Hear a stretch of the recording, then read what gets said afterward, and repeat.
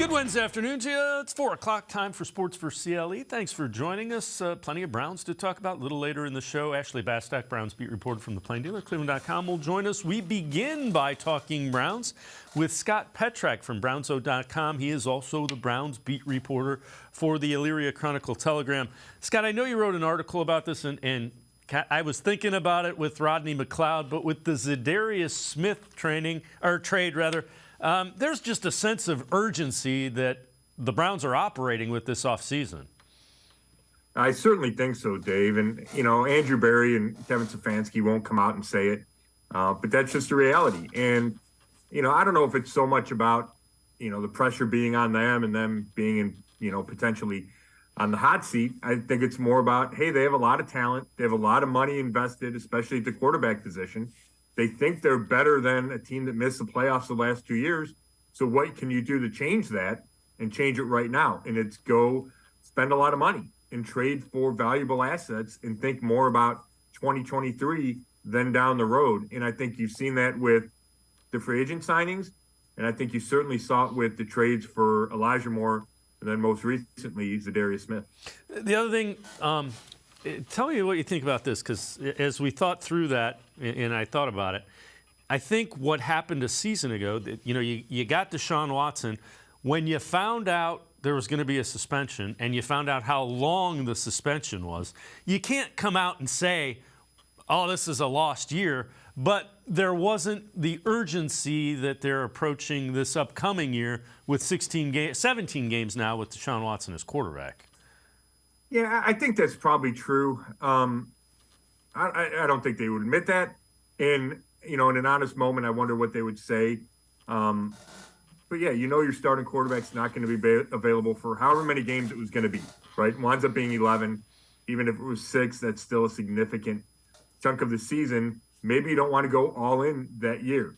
So I think you take that and then combine it with the fact that they disappointed last season. Right, for the second year in a row, go 7-10, not go 7-10 for the second year in a row, but disappoint. Follow an 8-9 season with 7-10 when the offense probably exceeded expectations without Watson. I think then everything points to, well, we got to fix a lot of stuff, and that's what the Browns have tried to do this offseason. And it started with the coordinator changes. Yeah, the other thing is when you look at that defensive line, it's. You've got some pieces there. And take a look at this. This is from NFL Game Day.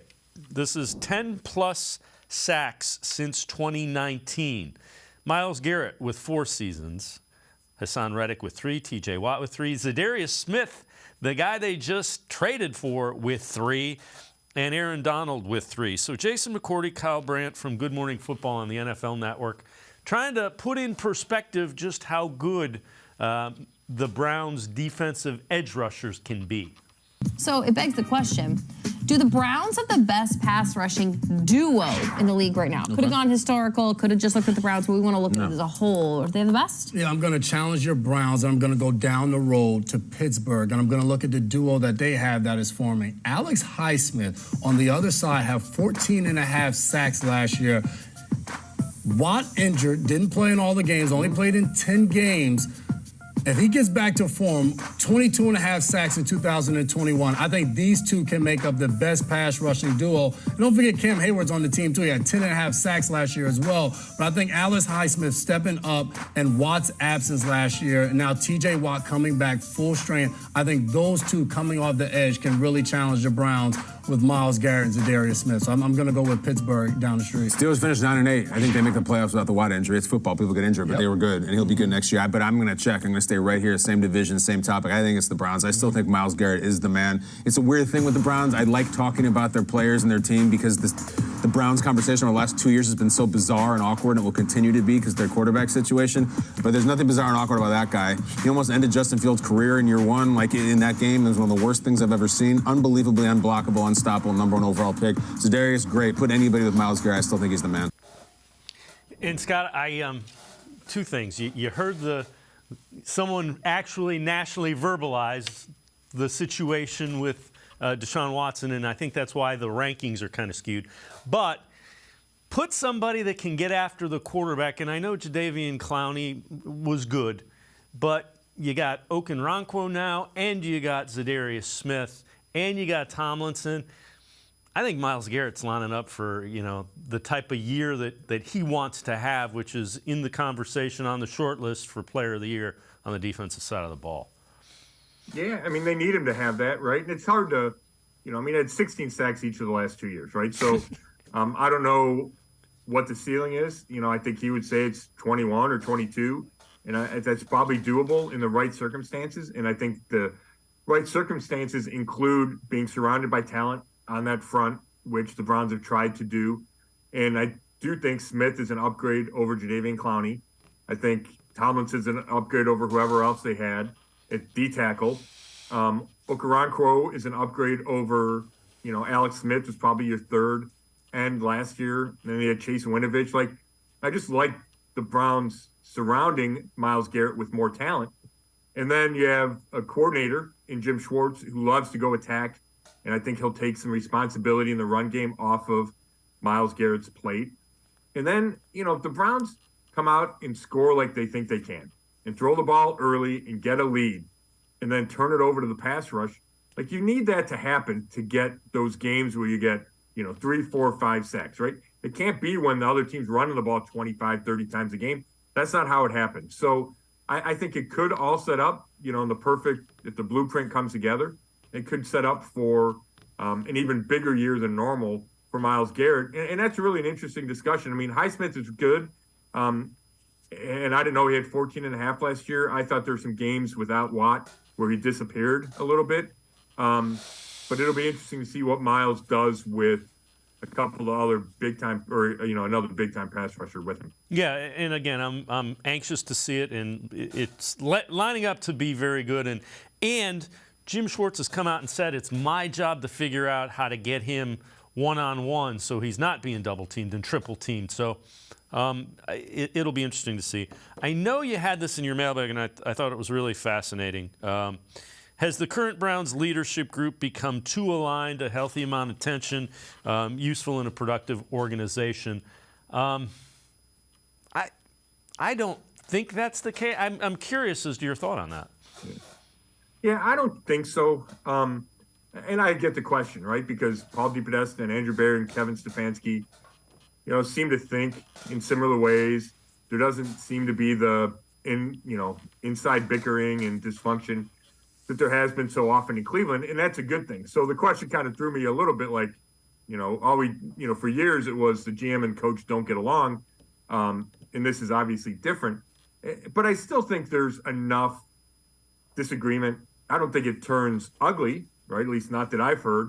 But I know that Kevin Stefanski and Andrew Barry don't always agree on everything. I know the coaching staff and the personnel department don't always agree on everything, and that includes during the draft, right? The coaches give their input.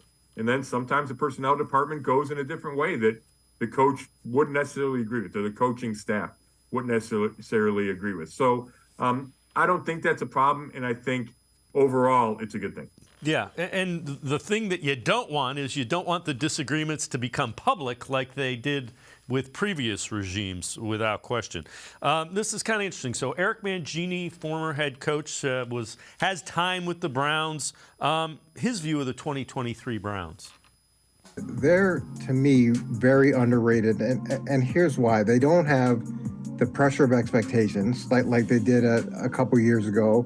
Deshaun's not dealing with off-the-field problems that he faced. There's no suspension. He's through the 11-game suspension. He's played games with the team. That's another big part of it. He's back to playing football. He had the year off even prior to getting to Cleveland. And if he's the guy that, not too distant past threw 33 touchdowns and 7 picks, that changes the dynamic of Cleveland's offense dramatically. I think the addition of Jim Schwartz as the defensive coordinator is a real plus for them. They just trade for a significant pass rusher that changes the way that they can get after quarterbacks. There's a lot of good things there, and that's not even taking into account how efficient and how dangerous they are just running the ball. And I think that's a very fair assessment of what 2023 looks like. Yeah, for sure. And I get that maybe nationally the Browns are being overlooked, and I just think that makes sense. There's too many other big name quarterbacks and talented teams that have proved how good they can be. And the Browns haven't, and consistently good, right? The Browns had a flash in 2020, have changed quarterbacks since then, haven't been able to duplicate that. But you have the Chiefs and the Bengals and the Bills, even, the Ravens and the Steelers that are consistently good.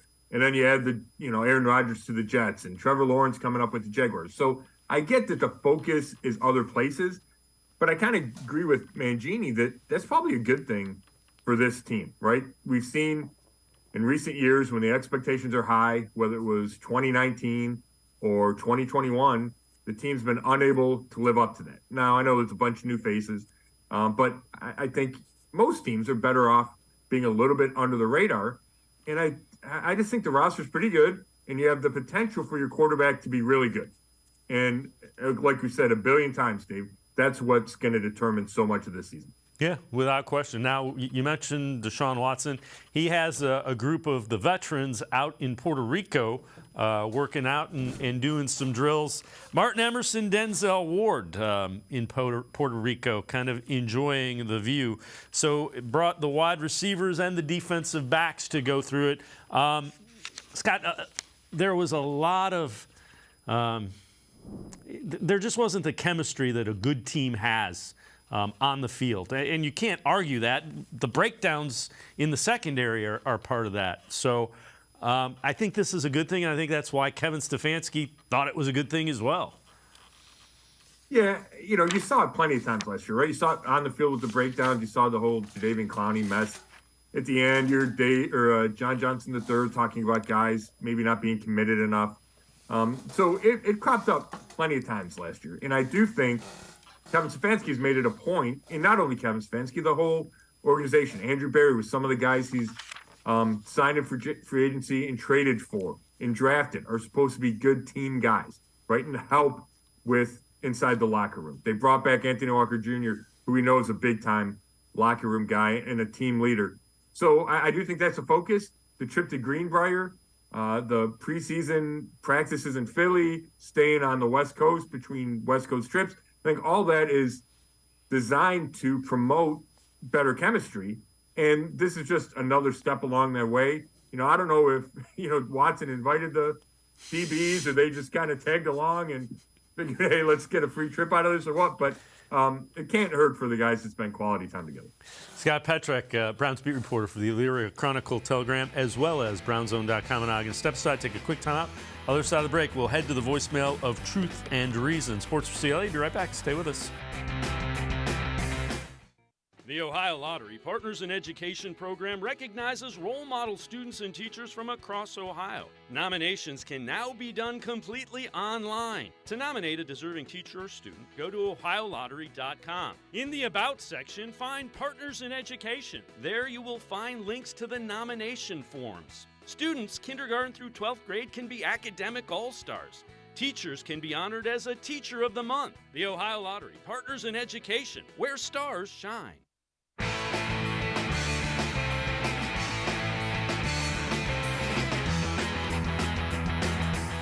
We continue talking Browns with Scott Petrak from the Elyria Chronicle-Telegram, as well as BrownsZone.com. Let's head to the voicemail of Truth and Reason. Hi, this is Rico. I did a little bit of research, and I found that 4 teams for the 2022 season had a negative point differential, yet still made the playoffs. Vikings, for example, went 13-4 and had a -3 differential. Even in 2020, the Browns went 11-5 with a -11 differential. How is it possible to have a winning record and make the playoffs with such a negative point differential? I know it's probably an impossible question to answer, but I would just like somebody's opinion with a little more knowledge. Thank you. As always, appreciate all of the voicemails. Scott, it's all's point differential is points scored versus the points you allow. So what happens is you win a bunch of close games by 2 or 3 points, and you get absolutely boat raced by 30 in a couple, and that's how you end up with. And that's what happened to the Vikings last year. But that's the same thing that happened to the Browns. You lose by 28 and you win 4 by 2 points each. You're negative 24. Yeah, I mean, that's how the math works, certainly. But I've seen, some of the kind of data sites, the analytics sites, they really use that as one of the measurements of the quality of teams.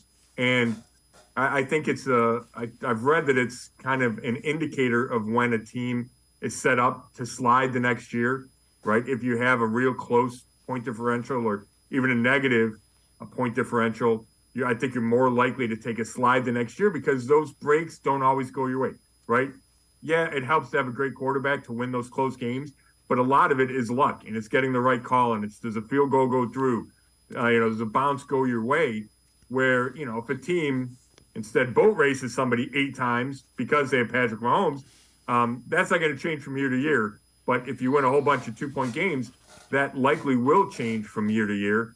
And I think we saw a little bit of regression there in the Browns from 20 to 21. And I think the Raiders were like that from 21 to 22. So this is another thing from your mailbag that is kind of interesting. Did the Browns go too far trying to trick opponents last season? Bubba Ventrone saying tricks don't work against disciplined opponents. I think it's a sign that it's back to the basics for the Browns. I did think at times the Browns tried to outthink people. At some point in time, if you've got Nick Chubb and you've got a big offensive line, the simplest solution is usually the one that works the best. Yeah, I think that you made a good I think you pointed out a good difference between tricking and overthinking, right? Like the Browns didn't do crazy stuff on special teams, right? There weren't a whole lot of fake punts or fake field goals. On defense, maybe Joe Woods got too complicated, so I think that's the overthinking part of it. We heard, he would talk about that, having to roll back the play sheet. We heard, John Johnson, I think Myles Garrett, Denzel Ward, like plenty of people talked about that. So to me, that's where it showed up. And you saw it in the breakdowns, like you mentioned previously. And I don't think that'll happen again because I think Jim Schwartz's scheme is just simpler for the players to learn and execute. And I think, I get it, right? If you can be as complicated as possible and guys can execute that, then it's really helpful. And we've seen that from Bill Belichick, right? I think Sean Payton's got a complicated offensive system. But if your guys can't execute that, then it doesn't do you any good. And I think the Browns fell victim to that surely on defense. And then you can make that argument on offense as well. Yeah, the other thing is just the whole identity of the defense. I cringed when Joe Woods would say we're multiple. To me, when somebody says our defense is multiple, it means we don't do anything well enough that people fear it. Yeah, no, I get it. And, I would push back just a hair because, the Belichick, always talked about, coaching from game to game, right? They're game plan specific. And Stefanski talks about that too. And I know Eric Mangini did, and he's a Belichick disciple, obviously. So I understand that part of it, right? You need to tweak from week to week. You can't just run the same stuff, right? But you have to have kind of a bread and butter. You have to have a core philosophy. And you're right. It just didn't sound right when Joe Woods is saying it when they're not doing any singular thing well. Yeah, the tweaking should be matchups. Be aggressive and find the matchup you want to exploit. Bill Belichick is going to the Hall of Fame when he decides to call it quits by doing exactly that. All right, this is also interesting. Mike Clay, ESPN, tweeting out unit grades for everybody. Here is the Browns, and they've updated this after the trade for Zadarius Smith. So the offensive line, the O-line, 3.9. This is based on 4.0. Now, the edge rushers are at 3.8. Cornerbacks, 3.4. The quarterback, 3.0. Still not sold on the wide receivers at 1.5. You see all the rankings that show there. It's kind of interesting. So the offensive ranking is 8, defensive ranking is 12, and the overall ranking is 8. And if you do the math and the overall ranking is 8, and that's NFL ranking, that should mean that they are a playoff team. Yeah, it should. And they're in that discussion, right? Mm-hmm. They're going to be ranked between 8 and 15, and they got to see how it plays out. Obviously, I think they deserve to be in that discussion. I think, Cincinnati's to me, the favorite in the division. Yep. And then after that, Baltimore and Cleveland is pretty close. And I don't think Pittsburgh's too far behind, the top 3. But those grades are interesting because, 1.1 for safety. It feels like it should be higher than that. Maybe just down on Thornhill and don't think he's going to make a big difference, be a big upgrade. 2 point something for running back when you have Nick Chubb. I know there's not a whole lot of proven depth there, but it feels like Nick Chubb probably raises that group on its own. So it was an interesting little list, though. Yeah, and the wide receiver one is interesting too. 1.5. I guess they've got Amari Cooper. They're not quite sold on Donovan Peoples-Jones and Elijah Moore at this point. Along those same lines, this is from the same. There was a page of it with Mike Clay. Browns' weekly win probability. They have them at 9.2 wins, and the ones in green are the ones they're counting as wins. The ones in gray are 50-50s. And so really, you look at it, they're saying 32% probability for the Bengals in Cincinnati, 38% probability for the Ravens game in Baltimore. Other than that, 56, 48, 46, you can go either way. Fair enough again. There are a number of games, and at Cincinnati, at Baltimore, if those games mean something, the Bengals is the last game of the year, those are tough games to win, tough places to win. So again, the thing is how many of those 50-50 games that are, 48, 52% probability can you come away with? How many plays can you make to win games? Last 2 years, the Browns haven't made enough plays in those games. No, you're exactly right. And I think it is interesting that, maybe it's outside of the games at Cincinnati, and I don't remember what at Baltimore was, but they're not a big underdog, right? Like, in the past, we've seen plenty of games where you go, the Browns can't win this game. And I don't know, obviously it's the middle of May, so there's a lot to be decided. But I don't know right now if I look at that schedule and go, there's no way they can go to Cincinnati and win. There's no way they can go here and win. I just don't feel that about this team. I think the team is talented enough where it can go somewhere and win. For me, and I'm sure you guys have talked about it, the schedule, the beginning of it is so important. And it's not just the fact that you do a circuit of the AFC North, which in and of itself is incredibly important. It's 4 of the first 5 games are at home. And you have to seize that opportunity. It's easier to win at home. Browns fans are great, right? You should use that as a boost. So if you can't start out 3-2 or 4-1, then it's going to be an uphill climb. Doesn't mean you're out of it, obviously, but it's a great way to start a foundation and build momentum and build confidence, which I think could go a long way for this team. I agree with you. There is an opportunity for you to get the season started right and open up a lead in the division. If you can win you got to win 2. If you can win all 3, great. If you can win 2 of those divisional games, you have set yourself up for success at that bye week, without question. Scott Petrick and I are going to step aside, take a quick time out, other side of the break. A look at some running back questions. Sports for CLE. Be right back. Stay with us. Come back to go forward. Back to learning new things. Back to pursuing your dreams. Tri-C has flexible learning options to fit your life. And every year, more than 1,000 local companies provide Tri-C students with real-world learning. The right education can boost your lifetime earning power by hundreds of thousands of dollars. Start now with a college education you can afford. Tri-C, where futures begin.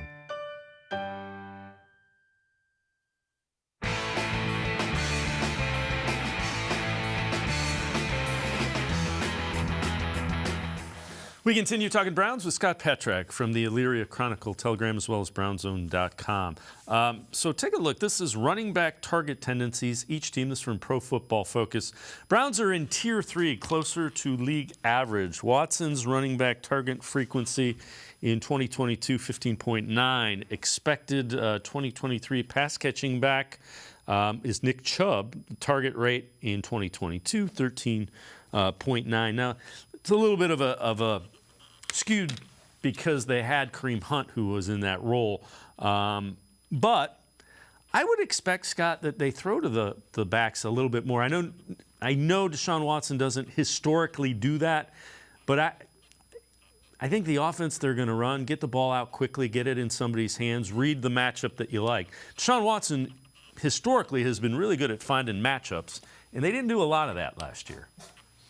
Yeah, it's interesting, Dave, because I mean that's not Nick Chubb's strength, right? He's not bad at it. It's just not his forte. We haven't seen Jerome Ford do it, a lot. I don't know if he caught a pass last year in the regular season. So to me, it's a question mark. But when you have the receivers you have, and there's depth there, right? Cedric Tillman could be the fifth receiver on the depth chart. You have depth at tight end with Njoku and Akins, and let's assume Harrison Bryant's still here and on the roster. I don't know how much you need to throw to those backs. Now, instead of taking a sack, he's got to be able to get rid of it to a running back. So I'm interested to see how that develops because I'm not sure it will be a central part of this offense. Yeah, that's fair enough. That could explain the reason that they haven't tried to go and find a veteran that catches it out of the backfield. But along those lines, I know we'll go to your mailbag here again. Could this be the year that Demetric Felton becomes a viable contender's pass catching role since Kareem Hunt isn't here? So I know that's from your mailbag. What were your thoughts? Yeah, I got to say, the question caught me off guard because I have just dismissed Demetric Felton, right? I don't have him on this roster. I don't have, if you go by the receiver room, where he spent the majority of his time the last 2 years, off the top of my head, he's 8th, 9th, right? He doesn't make the team there, and he hasn't shown enough as a returner to do that either. And this is a guy on an offense that was challenged at receiver last year, had no impact. But when I read that question, I said, okay, maybe that's where he fits in because we know he can catch the ball. I think he probably needs to prove that he can block on third down, right? Protect the quarterback because that's key if you're a running back on the field in third down. I still don't expect him to make the team. I would expect somebody else to be the third running back. But if you're looking for an avenue where he's got a chance, that would have to be that chance. Yeah, I could see that as well. And, before everybody says, oh, he's been a bust, the guys taken late in the draft like that typically don't last 3 years in the NFL, and he's going into his third year. So, I mean, he's been what you expect when you draft a guy that late in the draft. For sure. You know what? And I'm glad you said that, and it's interesting. And I don't know if it's just Browns fans or it's fans in general, right? If a guy kind of shows up early, whether it's preseason or early in his first, in his rookie year. And Felton did. He made a catch and scored a touchdown. I don't know, it was week 2 or week 3. I think everybody kind of gets this overinflated expectations for a guy when he's a 6th or 7th round pick, right? Like we shouldn't place those expectations on a guy. If he hangs around and contributes, that's great. Now, I look at him and I don't see an NFL player necessarily. So you could say if you want to call that a disappointment, you can. But yeah, he's a 6th or 7th round pick. He's probably doing as well as we should expect. Do you think Andrew Berry is looking for a veteran running back, or you think, is that something that happens when you get the cut down day after training camp? Yeah, I kind of think that they'll see if a young guy can fill that third spot. And if it's John Kelly Jr., who's been around, mostly on the practice squad, but been around, whether it's, an undrafted guy that was in rookie camp, a young guy, you bring in another young guy that gets cut somewhere, kind of the Dearness Johnson mode of player. I think they'll look there first. And then if they're not satisfied with their group, especially Ford is the number 2, because he's a big question, right? There's no question about Nick Chubb.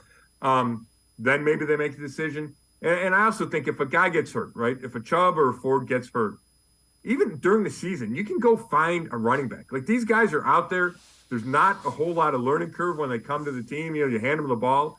So I don't get the sense that that's a priority.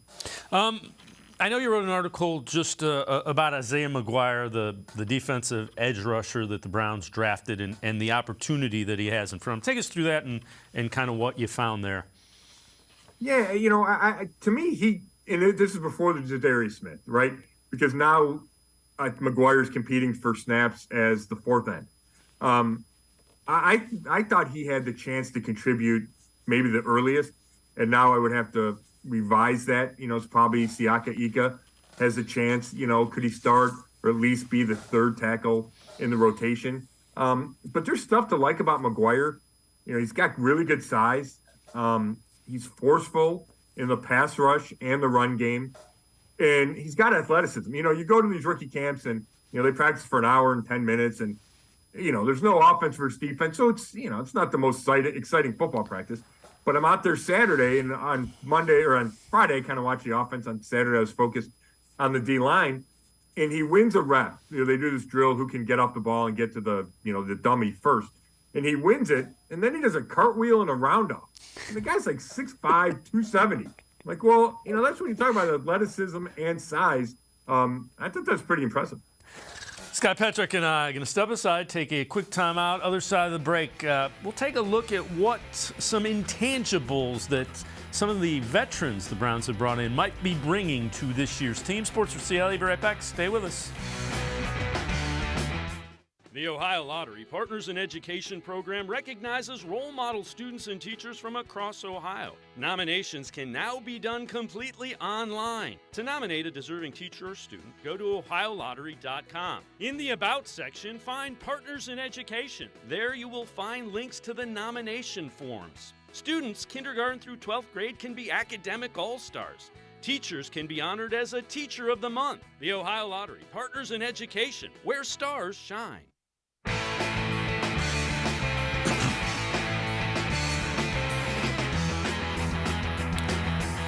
We continue talking Browns with Scott Petrick, Browns beat reporter from the Elyria Chronicle-Telegram, as well as brownzone.com.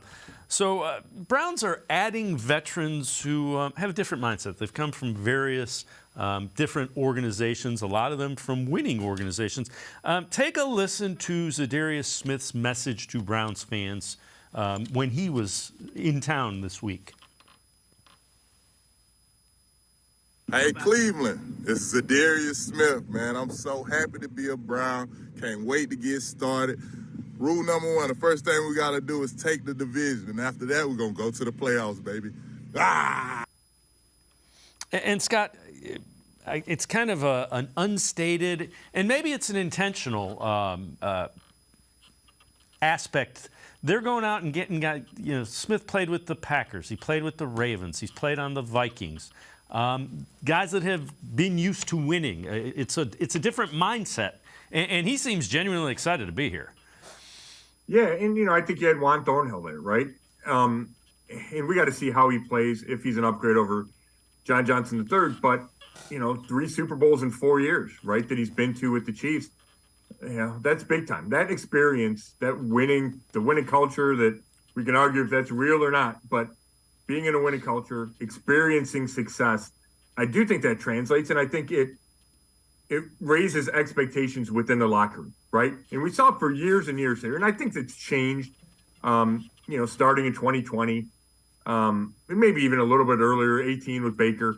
The expectations and the feeling inside the locker room changed. But for so long there was a sense of gloom and doom, right? Bad stuff happened. You expected bad stuff to happen.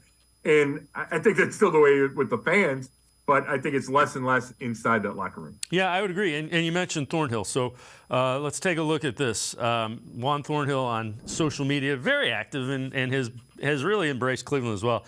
If you aren't all the way in with us, peace out. Also, I can tell you all I'm tired of all of the negativity. I've only been here 3 weeks. We will win this year. 100%. And one more. Don't care what happened any year before I got here. New era. Scott, the other thing, a young guy like Thornhill, people in the locker room know he's been to 3 Super Bowls. There is some cachet, and he seems to be pretty sharp, and when he says something, he has some built-in credibility. Yeah, I certainly agree with that. I would tell him to get off Twitter. That can't be good for him. It can't be good to read all the negativity. I mean, geez, oh man. Browns Twitter is a nasty place, Juan. It is. What are people griping about in May, right? That's coming through his timeline. What are people upset about? But I think that is the right attitude, and it reminds me of when Baker got here, right? Baker would get all the questions. You haven't beaten whoever in however many years. And he's like, Jesus, I was not here, so quit asking me about it. And I understand. I think that's the right attitude to have. Yeah, you want to know the history, right? You don't have to pretend like you're the first guy to put on the orange helmet. But you don't want to be dragged down by all that stuff. And I think Kevin Stefanski's done a good job as well, is trying to He just doesn't even answer those questions when he gets them because, not winning in the opener since 2004. Like, it doesn't do him any good to focus on that because that wasn't his problem. So I think having another guy like Thornhill and really just changing out some key pieces of the roster, whether it's Tomlinson or Smith or even Elijah Moore, I think it's good because you need some of that fresh attitude. Yeah, I would agree. And you know what? I like hearing it from young guys that have had a history of winning. Here's the other thing, though. When you look at this roster, how good do you think it is? I thought the top of the roster last year was really good. The middle of the roster was pretty good. When you got into some of the backups, there were guys that you were like, okay, it's a young guy getting a chance. Well, now, if the young guys getting the chance don't perform, there are veteran guys there that have done it that are going to take their roster spots in all likelihood. Yeah, I mean, I think the roster is solid. It's not a perfect roster. Nobody has a perfect roster, right? But if Watson plays well, then you look at, okay, I think he's got enough targets to throw to, right? We mentioned all the receivers and tight ends. I think Elijah Moore isn't, and obviously the Browns are counting on this, and I think they're probably right. He's an upgrade there, right? He gives you that another 2/3 behind Amari Cooper. The trio of Cooper, Peoples-Jones, and Moore, it feels solid, right? It's not, it's not Tyreek Hill / whoever. It's not the Eagles' two guys, but it's solid. And you got a couple tight ends, and you're arguably the best running back in the league. And your quarterback should raise the performance of everybody. You got a quality offensive line. Like, when you go to defense, I like the D ends. D tackles, probably still a little bit of a question mark, but you're counting on Tomlinson to be really good, and you're paying him like that. Linebacker, the question there is about health, but you got enough guys. You're not going to play a ton of linebackers. Corner's good, and then we'll see how the safeties are. So I feel like they're pretty solid, and they still have those guys at the top of the roster, the Chubbs and the Garretts and the Wards and the Batonios. And then, I think N's a perfect example, and receiver works too. But all of a sudden, Alex Wright was the number 3 guy last year, who wound up being the number 2 when Clowney would miss time or Garrett missed time after the car accident.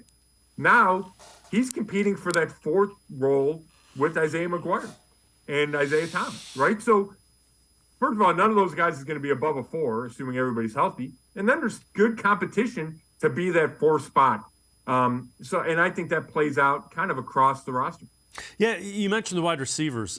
I like the pick of Tillman. Look at all the different skill sets that you have brought in to that room. And it was limited last year. And you've given Deshaun Watson enough guys. Somebody in that group is going to become a guy that he has a chemistry with. And nobody knows who that is just yet. No, and that's going to be key. And we talked so much heading into the offseason, they needed to add speed. And they did that with Moore and Goodwin. Then they added size, like special size that's not on this roster in Tillman. And now I think it's going to be training camp, right? Mostly training camp, preseason, maybe weeks 1, 2, and 3. Who really meshes with Watson? And when he's on those scramble drills, who has that kind of just instinct with him to find that opening? Because that's who's going to get a bunch of balls. Because there are going to be off-schedule plays. A lot of his game is off-schedule. Now, I think Stefanski wants to hold that in a little bit and, get him throwing out of his hands quick and making the right decisions. But whoever develops that chemistry from the receiving core and the tight end group has a chance to lift this offense. Yeah, I would agree. And you mentioned the off-schedule plays. Those are the things that separate him from being pretty good to being elite. Because there's no way to game plan for that. You can set up and have a scheme. Bill Belichick can't stop that. Right. And, you see it across the league, right? Mahomes has an element of that. Allen certainly does. Lamar obviously does.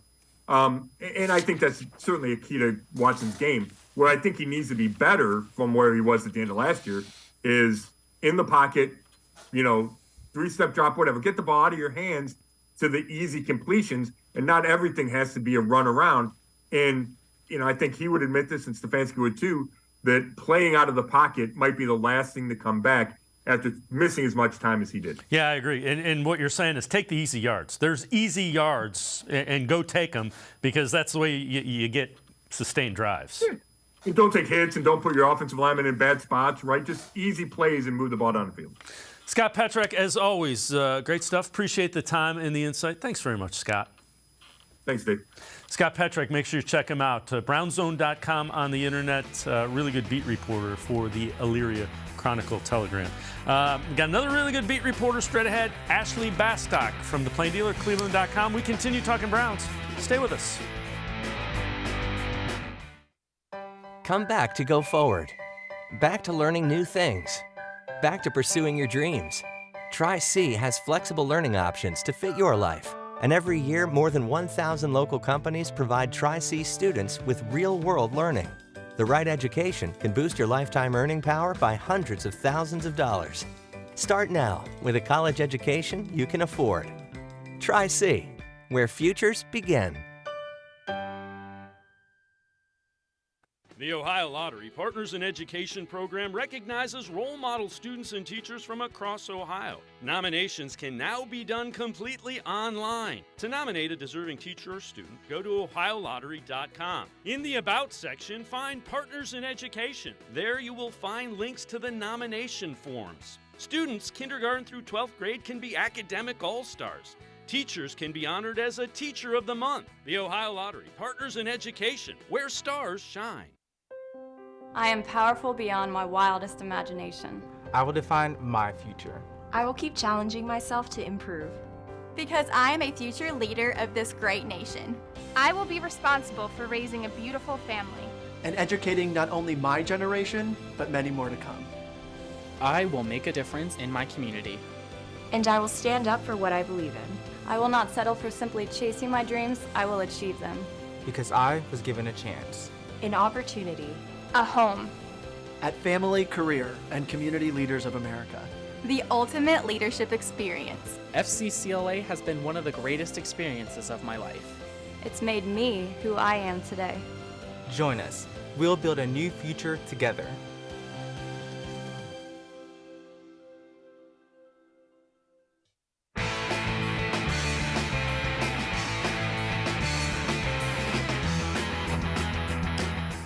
We continue talking Browns here on Sports4CLE. Let's welcome Ashley Bastock, Browns beat reporter for the Plain Dealer, cleveland.com, into the show.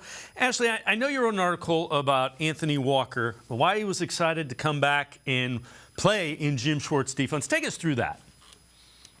Yeah, so AWOC is a player I've been especially interested in, basically since he got hurt in September. He suffered a season-ending torn quad tendon. We all know that ended his season after 3 games. So he, to me, was always just this really important piece of the defense because not only what he did on the field, you know, he's a pretty good run defender who I think they really missed last year. But I also think it was about the communication he brings. Like, he is always talking. I know I wrote a column about it when he came back. Like, it's easy to find Anthony Walker Jr. if you're anywhere around the Browns because he's the one who's talking.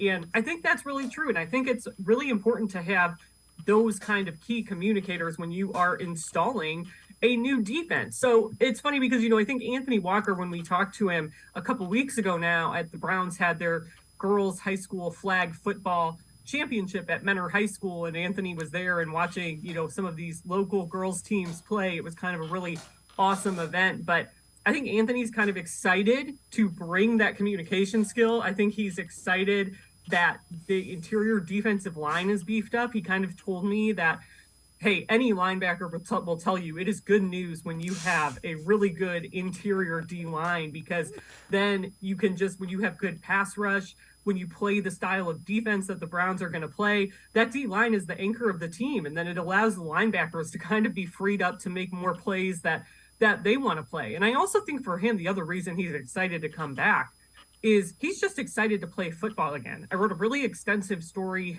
about his injury back in the winter because I was fascinated by the fact this is a guy who has never really been injured, only nagging soft tissue injuries in his past. He had never missed a game even in college, in high school. So I think for him, it's also just about he had another opportunity to play, to contribute in Cleveland, and having missed 14 games last year, he was not going to pass that up for anything. Yeah, the other thing is I don't think it's a complete coincidence that the run defense suffered greatly when he was, after that injury, without question. I know you also wrote an article about this. So, which returning Browns players most impacted by the 2023 draft class? We had number 1, Deshaun Watson, 2, David Bell, and 3, the entire returning interior defensive line. So, take us through that. Yeah, the Deshaun Watson thing is like when I wrote the article, I'm like, it can be positively impacted too, right? So I think Deshaun Watson impacted by, number 1, they bring in Dorian Thompson-Robinson, who is probably the backup QB of the future here. Him and Deshaun have a friendship going back to when Deshaun would go out to LA, and Dorian, of course, went to UCLA. So they would work out together and kind of have this familiarity with each other. And Dorian has like a similar dual threat kind of skill set. Obviously, he's not Deshaun Watson because only Deshaun Watson is Deshaun Watson. But I do think it's important to kind of have your quarterback room, that foundation for the guys to have similar skill sets.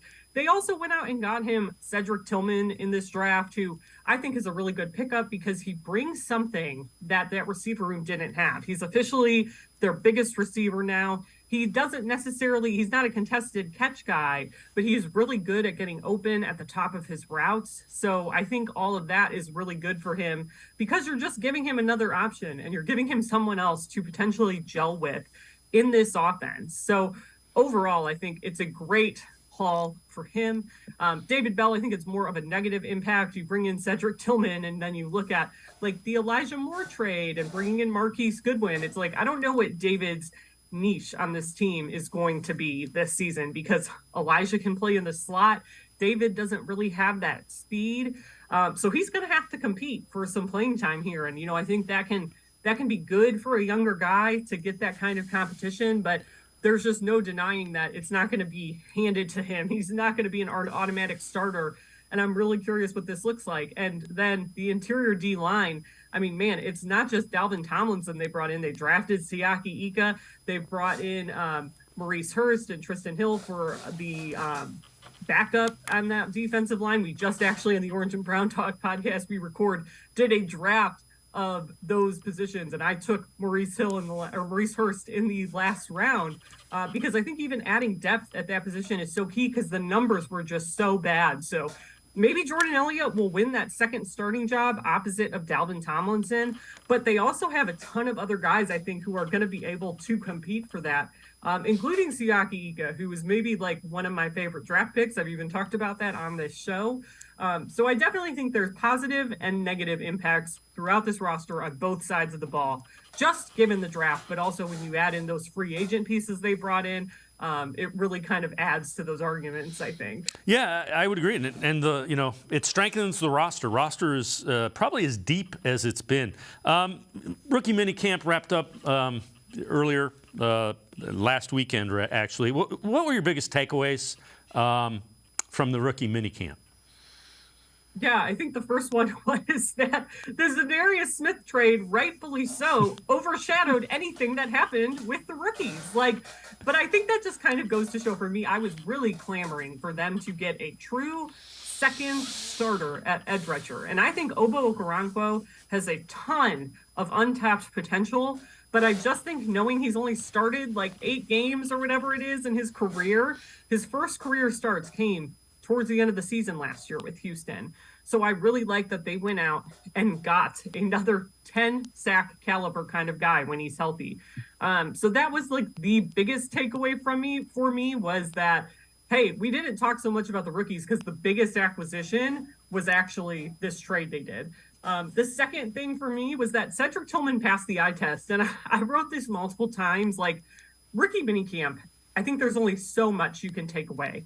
Guys aren't in pads. There's no contact. I think one of the biggest things we have is the eye test. And I think like a negative eye test can be more impactful than a positive one. So I wanted to highlight like, hey, I think he had a really positive weekend. He had really good media availability with us. He wasn't dropping a ton of passes, which for a receiver, unfortunately, if they do that during their rookie minicamp weekend, that's something that can stick with them. That happened to Anthony Schwartz a couple of years ago. And that first reputation, I think, really matters. And also he just looked big. Like we walked away from rookie minicamp in 2022 saying, man, like we may not have known a ton about Martin Emerson or watched him a ton, but he just looks like an NFL player. Like you saw his size and how he was able to use that even then. I think the same thing with Cedric, just on the other side of the ball. So that was my number 2 takeaway. And number 3 was just kind of getting this very, diluted look at Jim Schwartz's defense. I thought when we were out there, you could tell that explosiveness for those front guys, for those defensive linemen was really emphasized. Everyone was so excited to talk about his scheme. So I think for me, those were the biggest takeaways. But again, can't stress it enough. Zadarius Smith was rightfully the story of the weekend. And the way Jim Schwartz likes to use his defensive linemen, he's going to have guys coming in and out. It keeps them fresher, keeps them more explosive. And the other thing it should do is it minimizes the chance of getting banged up, nicked up, and injured because as you get fatigued, you're more likely. TV does not do justice to how much the offensive and defensive lines physically beat on each other in an. I mean, it is frightening on the sidelines at an NFL game how physical the line of scrimmage is. Yeah, and that's something even Isaiah McGuire talked about with us this past weekend. And look, like he's not going to be a guy who's going to be a starter for the Browns. I don't think like a lot of stuff would have to happen for Isaiah McGuire to be starting. But he even said, like, look, I get what it was like. At Missouri, we had an attack-minded defense that was different, but those main principles are the same. And he said they rotated guys in and out and that it helps a lot when you can get fresh legs. And I think especially Myles Garrett, the last few years has had nagging injuries. Like last year he was dealing with the car accident, but even the year before that, he got a groin injury late in the season. I believe he suffered against the Raiders, and he was basically playing on one leg when they played the Packers on Christmas Day. He struggled down the stretch of that season. I think it's really important to kind of keep rotating those guys. I think it's something Jim Schwartz will do. I think he'll try different lineups, maybe lining up some guys inside. Zadarius Smith can be a pretty good interior edge rusher. Like, I wouldn't be surprised to see him with Obo Okoronkwo and Myles Garrett on the ends and Zadarius moving inside when they actually take the field. So there's a lot of unique stuff I think they can do. And I think I like that they're throwing a lot of bodies at this right now and guys with different skill sets to try to get it done. Yeah, I agree with you wholeheartedly. Ashley Bastock and I can step aside, take one last time out. Other side of the break, we'll talk a little bit more about Isaiah McGuire, the Browns' defensive end rusher, as well as Zadarius Smith. Sports4CLE. Be right back. Stay with us. The Ohio Lottery Partners in Education program recognizes role model students and teachers from across Ohio. Nominations can now be done completely online. To nominate a deserving teacher or student, go to ohiolottery.com. In the About section, find Partners in Education. There you will find links to the nomination forms. Students kindergarten through 12th grade can be academic all-stars. Teachers can be honored as a Teacher of the Month. The Ohio Lottery, Partners in Education, where stars shine.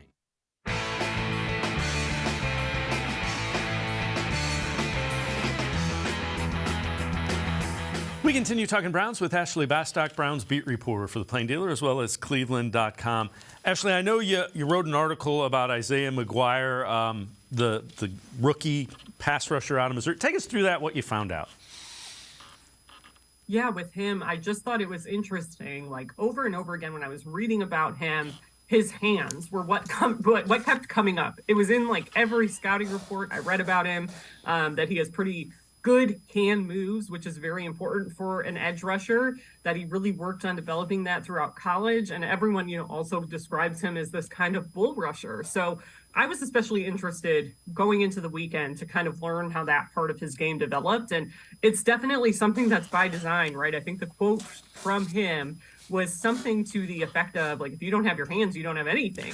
Like, that's such a key part of this. So I think it's fascinating, again, to when you get a guy, in those mid rounds in the draft, in an edge rusher room that's pretty crowded, like you're banking on traits a lot of the time. And I think it's interesting because his traits, like he's got size, right? He's 6'4", but he is different than Alex Wright, who also has size, because last year when they took Alex, who, I think is a guy who still has potential, he was going up against different competition in UAB.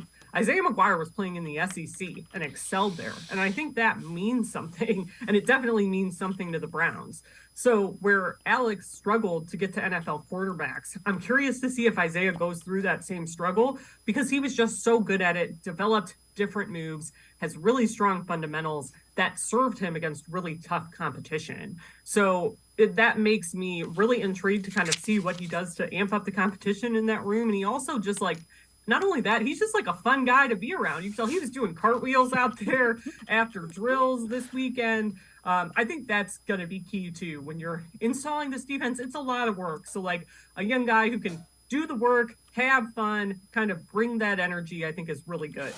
Yeah, a 6'4" guy doing cartwheels after drills is kind of interesting. Hey, I'm 5'11" and I can't do a cartwheel, so I saw that and I'm like, good for you, man. That's awesome. I know you also wrote another. We talked a little bit about Zadarius Smith. Talk to me how you think he might fit into this defense. I know you wrote an article about that. Yeah, I mean, I think I described him as kind of like the missing piece, and it mostly just has to do with the fact that he is a double-digit sack guy. That's what they've needed. Like, they almost had that with Jadeveon Clowney in 2021, right? And he couldn't replicate that last year. I think, like, I say almost with Jadeveon in 2021 because he had like 3 sacks that came for him in that last game against the Bengals. It was kind of a throwaway game. Like, he just barely made his like 9-sack incentive or whatever it was. But I think it's so key to have that and to find a way to get, a dozen sacks from somewhere else on this defensive line that's not Myles Garrett. And, when I say a dozen sacks, I mean like by committee. But if Zadarius Smith is getting like 10 sacks, that's awesome. And it's just going to take pressure off of Myles Garrett. It's going to ease up pressure on some of these younger guys too, like your Alex Wrights, like your Isaiah McGuire's, like Isaiah Thomas. So I think it's just key to get somebody else who can get to the quarterback independently, help create opportunities for people around him. And again, somebody who can rush from the inside and has that versatility. So as long as he can stay healthy, like I truly think this to me felt like the biggest missing piece on this team. When we did an emergency podcast after the trade, we were talking about like what needs are really left. Like what would you fill next? And it's like, there was a time where we were arguing between like 3 positions of what needed to get fixed. And now we're like, I don't know, maybe running back, right? Like it's like they've addressed a lot of these needs. And I think that was the last big one out there. And they really did it in kind of a surprising way that I think could be really effective. Yeah, I'm excited to see how this defense with Jim Schwartz kind of aligning them up and coordinating it, how it performs. Before I let you go, the Browns went out and got some special teams guys, a couple of them of note. I know you wrote an article about Mike Ford. Tell me what your thoughts are about him. That's he's a linebacker who actually is a special teams star. Yeah, first of all, I mean, just great energy and attitude. I mean, I think this is a guy who went undrafted in 2018 and has carved out a career by doing the grunt work. And I think Bubba Ventrone is going to love that. I think Jim Schwartz will love that. I don't know how many defensive snaps Mike Ford is going to play, but he's going to be a key special teams leader. He's like one of the final pieces for me of this 2-year revamping of the special teams, right? Like they brought in Cade York and Corey Bajorquez last year. This year they bring in a new coordinator in Bubba Ventrone, and you get another key guy in Mike Ford. So I came away really loving his energy, and he kind of lived up to that hype. I think in Atlanta he was known for being a guy who hyped up the crowd on special teams, which is what Bubba Ventrone did when he played in Cleveland and elsewhere throughout his career. So really just felt that energy talking to him more than anything, and I'm excited to see it on the field. It's also, they've brought in a couple of guys who are specifically, or whose main contributions will be special teams. That goes to show you how important they're viewing an upgrade to special teams. Yeah, I think you saw it last year, right? Like the number of inane penalties this team had, like not having the correct people on the field. Like I think it goes a long way to have people who have made this their career, because they're not doing it, I'm more worried about my defensive snaps or whatever. They are there to play special teams, and they take that as seriously as it needs to be taken. So I think, again, it was just to me like the final stage of this 2-year revamping. And I think it was really necessary considering how low they've ranked in those Rick Gosselin rankings over the last couple of years. Ashley Bastock, as always, thanks so much for the time and the insight. Appreciate it very much, Ashley. Thanks.